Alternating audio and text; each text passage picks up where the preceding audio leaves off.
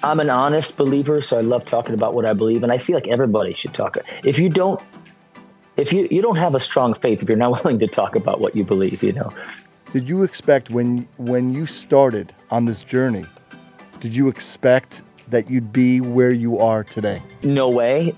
But I would have been doing it anyways because I knew I was on the path I was supposed to be on. I don't know how this situation gets settled, if it ever does. I don't know if you had a thought on this. I can't give the right answer that's not selfish. My answer is ceasefire no matter what, which is probably not the right answer. It's just I want my daughter to be safe. I want my son to be safe when he goes in the military, at least for 2 years and 8 months longer. And that's just my selfish answer right now. Hi, and welcome to Common Denominator, a podcast about growth, mindset, and positivity. I'm Moshe Popack, and today I chat with Joshua Aaron. Gadol Elohai Shiru ki gadol Elohai. Joshua is an award-winning American-Israeli independent singer and songwriter, recently listed as one of the Jewish Global 100 influencers. He grew up in the USA with a Jewish mother and a Christian father, and later moved to Jesus' neighborhood, the Sea of Galilee. His music, sung in English and Hebrew, blends a wide array of sounds, including Jewish and Middle Eastern. And his music has reached millions of listeners of all nations and languages from around the world. Hi, Josh, and welcome to Common Denominator. Shalom, Moshe. When I think of, because of my own journey, growing up traditional Orthodox Jewish in New York, and I understand your background having a Jewish mother and a Christian father.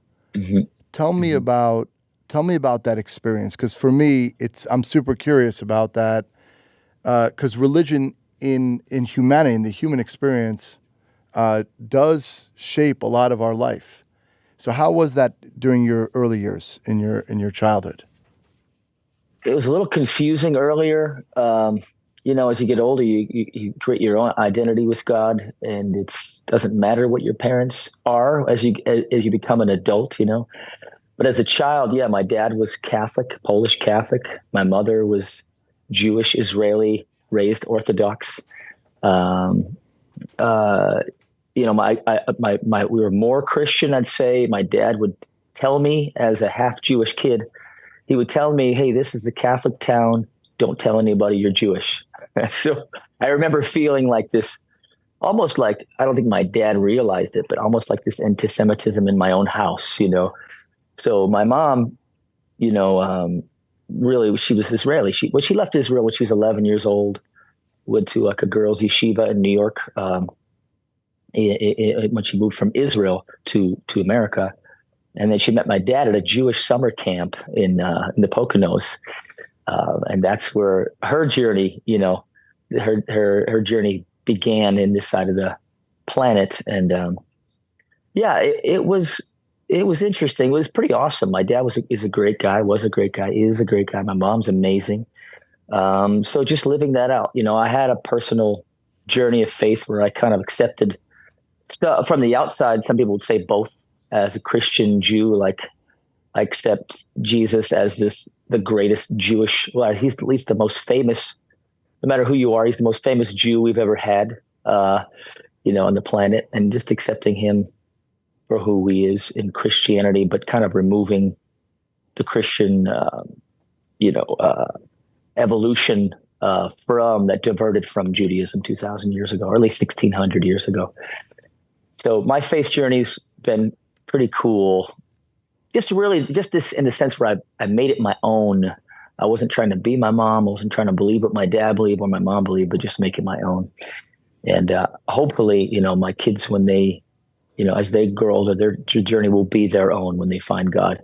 And it will be embedded in them from their heart out, Was the household Jewish customs, or was it Christian customs, or neutral as far as actual It was practical? it was more Christian customs. You know, we did Christmas, but we also did Hanukkah. But we did Passover light, I'd say.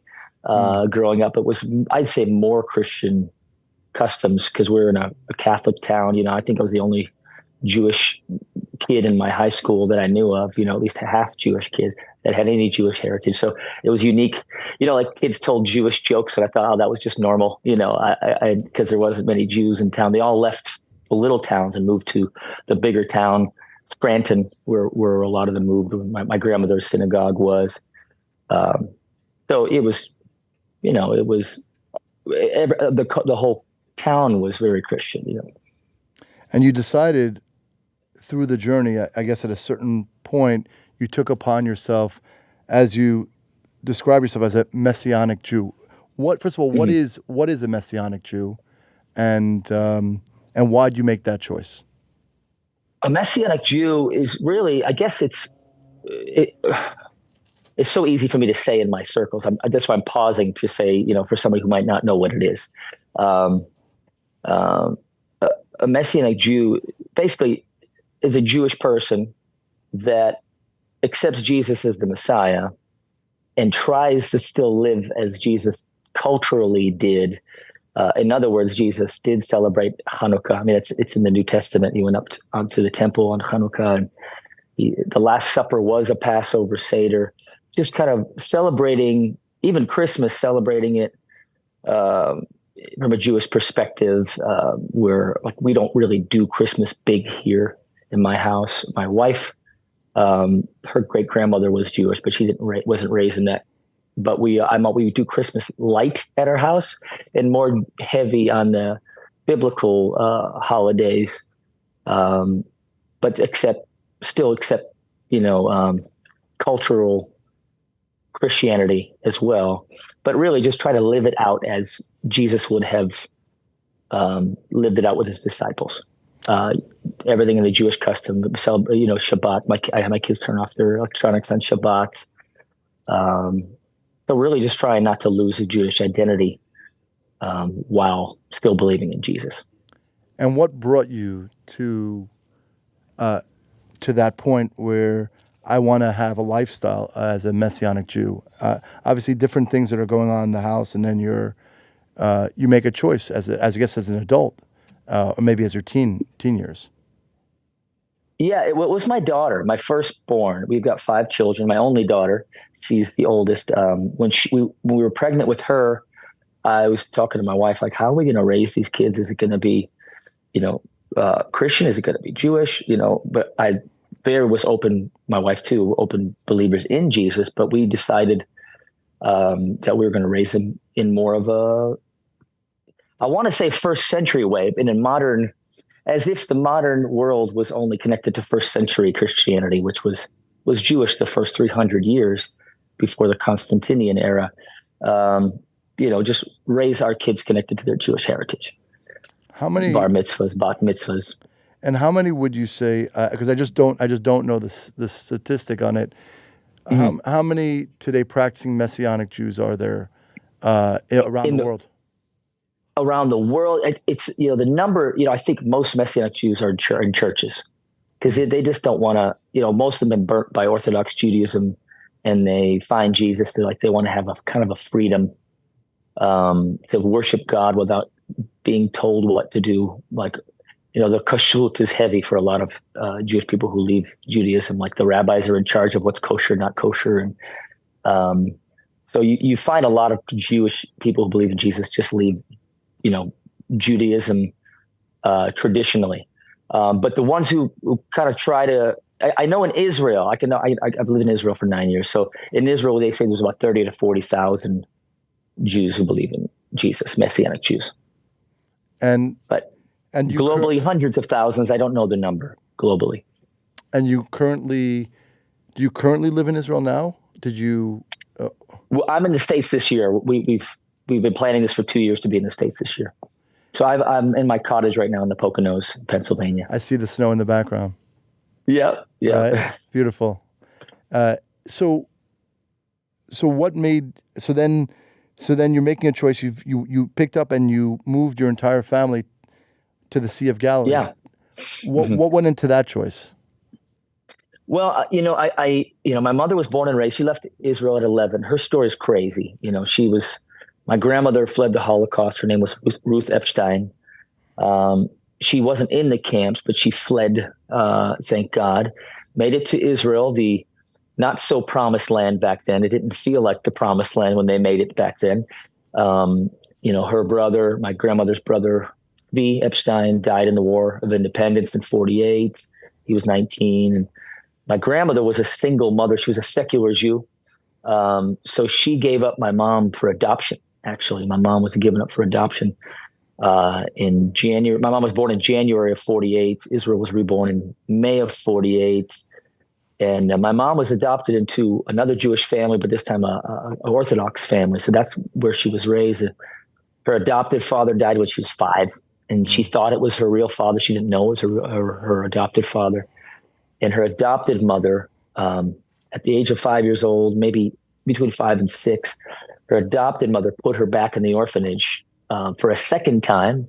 My mother didn't know. Again, my mother didn't know she was adopted, but she's in the orphanage for 5 years in Haifa until about 11 years old, when she was called to America by her adopted mother, who had since moved to America and started her new life.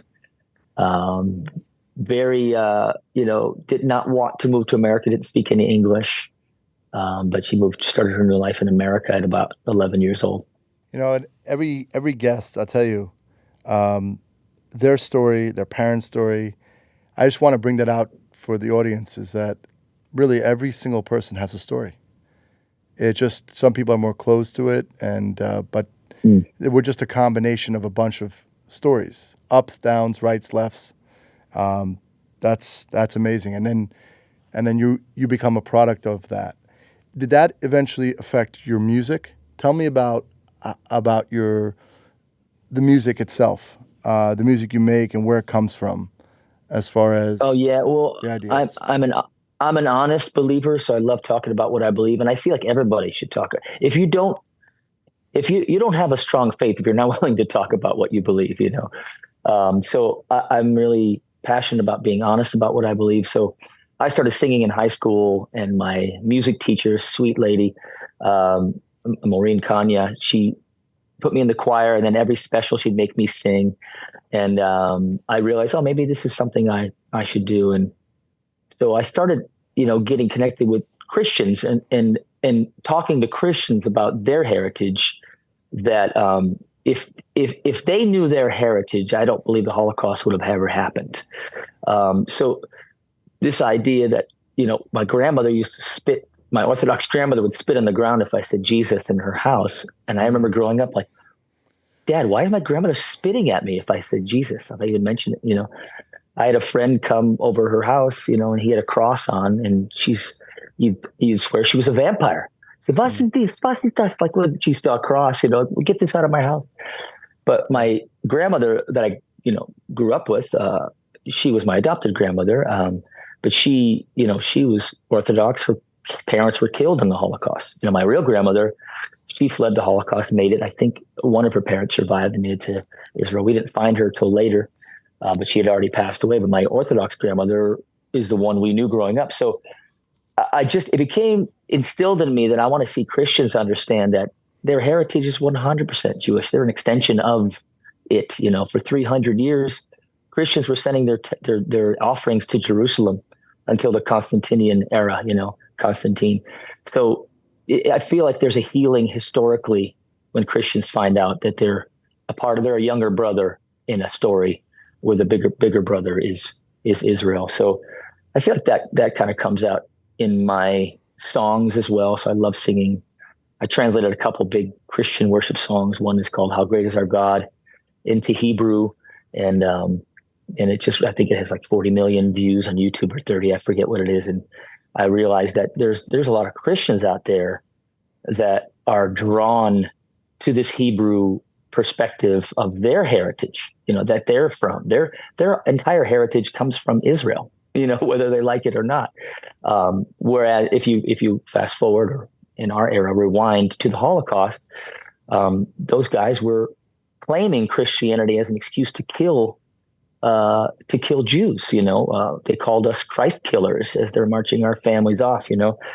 So those guys, I mean, in the tenets of Christian faith, weren't abiding by it in any way. Where if they believed in Jesus, he's the one who gave his life and never taught to take a life. So there's just been there's been a bad representation of Christianity, of what's come to be known Christianity in history, that it's unprecedented. All I can say is now to see so many Christians love Israel. I've never seen it. Since October 7th, I've been doing concerts in the Netherlands and I guess just before the Holocaust, just before October 7th, our modern day one. I was in Australia and South Africa, and just seeing all these Christians, they can't wait to sing a song in Hebrew. I think there's something happening where the Gentiles or the nations are going to be drawn to Israel. I believe that's a biblical, precedent. We're living in a pretty cool era where that part's behind us. Now there's another extreme religion that's taken over, and that's extreme Islam.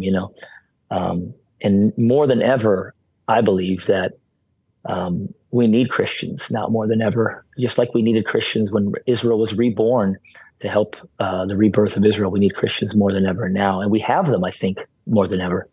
Yeah, I tend to believe that a friend of mine, I think it was from evangelicals in the U.S., he would raise for Israel about $100 million a year.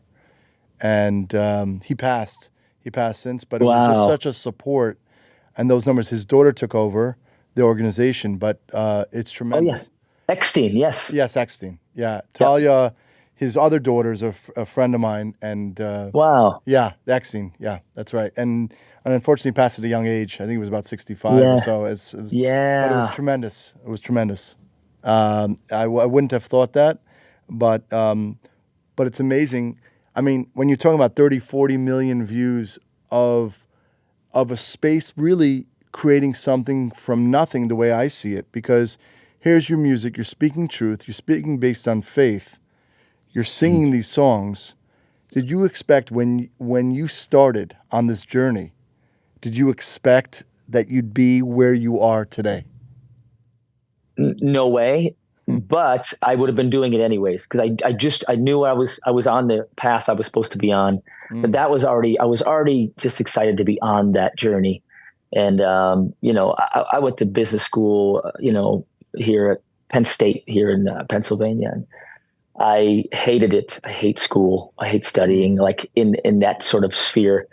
But when I found YouTube, I started doing, I started studying, I took several courses and realized, I can use my gift and hopefully in a humble way, but just realizing God gave me something. I want to use it to the best of my ability and to kind of go all in. So my wife's always saying, don't we have more money? I'm like, yeah, but I spent it on the next project, whether it's Live at the Tower of David or something, and I love it. And I think it's the journey I'm supposed to be on, and I'm all in on that journey. I want to bring that out because sometimes, and I know sometimes people don't see it, but for me, from an outsider, typically it'll be like tremendous fear of like, wow, I'm going to start something from nothing. I'm going to go on this journey. Like, it doesn't really matter. But when you have clarity, as you're saying, it helps completely trump any sense of doubt, any sense of fear, and you're going on your way. And that's what you're doing, right? And it works in many different fields. I've seen them. There's not so many people, but I wish more and more people would have the courage to do what you did with action, right? With action. Like, I'm going to go ahead. Doesn't matter. I don't make a penny. I'm going to sleep in my car. Whatever I'm going to do, I'm just going to do it. It doesn't really matter, right? Because I've done it. I've slept in my car. Yes. There you go. Right. Yes, Join the club. Right. Yes. Amazing. That's what I really want to bring out. You talk about your different projects. Tell us about the virtual worship in Israel tour. During COVID, Israel was shut down. I lived there along the shores of the Sea of Galilee. My kids went to school at the elementary school on the Jordan River. My kids in the high school on the Sea of Galilee. So, I was sneaking out already during COVID when you weren't supposed to, filming music videos, whatever we could do up in the fields. So yeah, during COVID, we decided. I'd already been bringing tourists to Israel since 2009 every year, so 15 years now. So during COVID, we decided to do a whole film project of Israel with all my favorite tour guides that we've had throughout the years. I think 5 different tour guides. One of them is a sergeant in Gaza right now. One of my closest friends, Chaim Mailspin. We filmed it, and we had about maybe 500 or 600 people throughout that sign up for the virtual tour, and then we just continued it, and we added some Hebrew lessons as well now since then. So people are still can go to Israel right now, even though tourism is shut down. Wow. So you also have a not-for-profit, Gather the Nations. Yeah. What's the main goal of the not-for-profit? The main goal is to unite the nations, mostly Christians, with Israel and with a greater understanding of Israel. But music is just a tool. It's very, I just came back from an orphanage in Kenya. Was it just 2 weeks ago, where we came and donated. They started a music school there, and we trained them how to play instruments. It's in the middle of Mlolongo, of a 500,000 person slum. We had 1,200 people. It's our first conference this last December. We had 1,200 people from, I think, 39 states and 20 some countries, from South Africa to Brazil. I don't remember all the countries, but we had a mariachi band. It was all Christians kind of celebrating through music. It's a 3-day festival, really. So we're having another one this year in Orlando. Do you think that people are moving more since COVID, since October 7, deeper searching for connection, for purpose, for meaning? Are you seeing that in the reaction to your music? Have you been seeing that over the past couple of years? Absolutely. And I'm glad I don't have radio stations playing me, but I'm glad I found, we have things like YouTube and podcasts like you have, that people can they can find you and be really, it can impact their life, So I've found that, especially during some of these struggles during COVID, there was a huge spike in people wanting something deeper. A lot of Christians wanted something deeper, and they're like, why do I feel this way when I hear this song that I already know in English, sung in Hebrew? And it just causes this journey for them to dig deeper. So I've seen that more than ever. I've been doing this for 15 years. These last, 3-4 years have been really amazing. I guess, I've heard from we've had a lot of different musicians on the show. I guess for you, in that communication of honesty, I guess that's where you go. When you're writing the lyrics, when you're singing them, that's probably why it resonates with other people's souls. I assume that's where you go. You just go within yourself and you just let it go. Yeah. And I love writing songs from the Jewish hymn book, the Book of Psalms, and adding, I've got a good friend, Yolan Cherniak, who plays all the ancient Middle Eastern instruments like the oud, the saz, the lira. So I love trying to kind of go back in time musically for certain songs. Our Tower of David album, I had written a song for it from Psalm 137, by the rivers of Babylon, and we had over 30 Holocaust survivors in the audience. So for me, it was like an unreal thing to be in Israel singing this psalm, and seeing these people who made it back. It's surreal. It's surreal. How do you think? I was there. We had 16 of us when we left on October 7. We were in Israel, and it really is still a lot I'm still processing. And as a father and my wife, we just had our 11th child. And whoa! Yes. Mazal tov! Wow. Thank you. Yeah. 11. Yeah. It's amazing. It's amazing. So always things to process. And Yeah. at the time we had 10 and my wife was expecting. And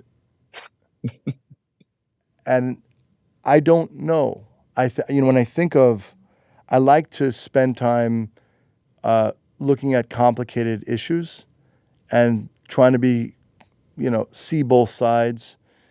I don't know how this situation gets settled, if it ever does. I don't know if you had a thought on this current conflict.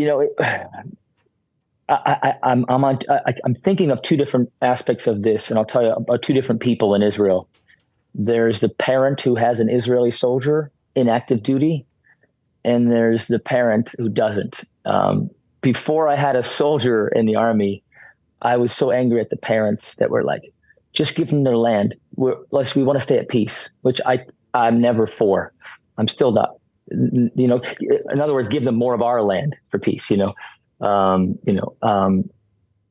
What was happening was those were the parents who had soldiers in active duty. Like, listen, we don't want any war, whatever it takes. I don't care if you give up half of who we are.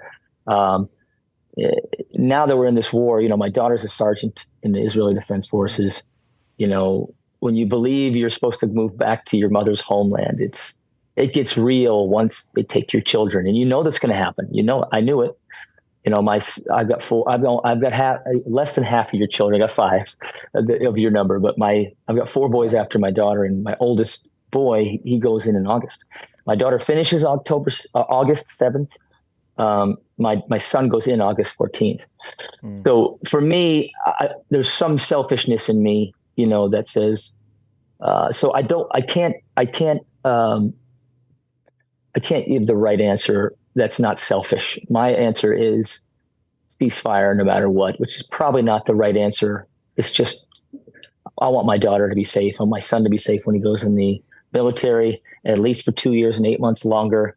And that's just my selfish answer right now. I'm praying that there's some way they could get rid of Hamas without, continuing the war. But I know they can't. But so I don't think I'm qualified to give a really proper objective answer right now, because it's heavy. We've had, when my daughter signed up for the army, you get to choose which base you'd like to be on. Her choice was the base on the Gaza border, her number one choice. And by God's grace, they chose a base that she wasn't even on her list. So she wasn't there, but she could have been. And just all that reality is way too close to home. And one of my best friends is in Gaza right now, Chaim. It's surreal. It's too real. It's very real for us. And I know a lot of us. I'm sure you probably know people as well, and it's just too close to home for us. We hope there's a way that can be resolved really quick. It might not be the right way, but my hope is whatever's the quickest. My oldest is almost 18, and I think that if I lived in Israel, he'd be going to the army. And, for a mother or a father sitting every night, not sleeping while this is going on, nothing to be said about that. It's unbelievable. In 2024, this is where we are. Unbelievable. Yeah. Unbelievable. Yeah. So we pray. We pray that everyone comes home safe. Amen. That's the bottom line. I wanna ask you, which I ask all guests, but I think I know what your answer is going to be. What is something that you're deeply grateful for? Wow.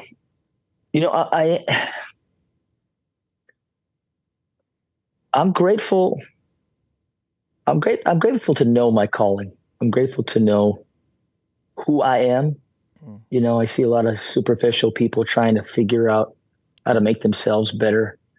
I'm grateful that I know who I am in God, because it gives me the confidence to know that I am, even if I am a loser, which I sometimes am, I know that He can use me, and I want to always try to be willing to be used by Him. And it helps me be a better example for my kids, which I try, sometimes fail, but I try. And it helps inspire them too, as I'm seeing in their lives. So I think just knowing who I am in God is is my something I'm most honored to know. I love that response because, when things are good, that's easy. That framework of which is in your DNA. It's obvious to me. Really helps in flow as you move through the world. In service, I call it in service to something greater than yourself. Yep. That is, it's an extremely important tool. Then it's just you. If you don't have something greater, it's just you. And then during the tough times, it's really tough. It's really tough. Yep. So I appreciate that. And Joshua, what's something about you that people don't know? People don't know. I love the accordion. I don't know. That's too light and frivolous. No. But yeah, I love old music. I love some of the sounds that have been squashed. In Israel, it was so Eastern European musically, and then the Mizrahi Eastern sound took over, which is still cool. I love some of those old sounds of the last 300-400 years that have been hidden. Yeah. I love the outdoors. I love the outdoors too. I'm not a gearhead, but I just love to be outside and camp, and whether it's in the Sea of Galilee. I'm a swimmer. We do an annual swim across the Sea of Galilee almost every year. I think it's 3.5 kilometer swim. I love the outdoors. Well, Josh was super inspiring, and thank you for your time. If people want to follow you on social, learn more about you, follow your music, how would they be able to do that? All my music's you can look me up, Joshua Aaron, on YouTube or all the platforms, or my website's just joshuaaaron.tv. Thank you. Thank you so much. Thank you. Thanks, Moshe. Thank you for being so grounded and balanced, actually. It's refreshing. Thank you. Thank you. Hope you enjoyed my conversation with Joshua. Please subscribe to our YouTube page so you never miss an episode. And if you're currently listening to the show on Apple or Spotify, we'd be grateful for a 5-star rating and review. Have a great day, and I'll talk to you again next week.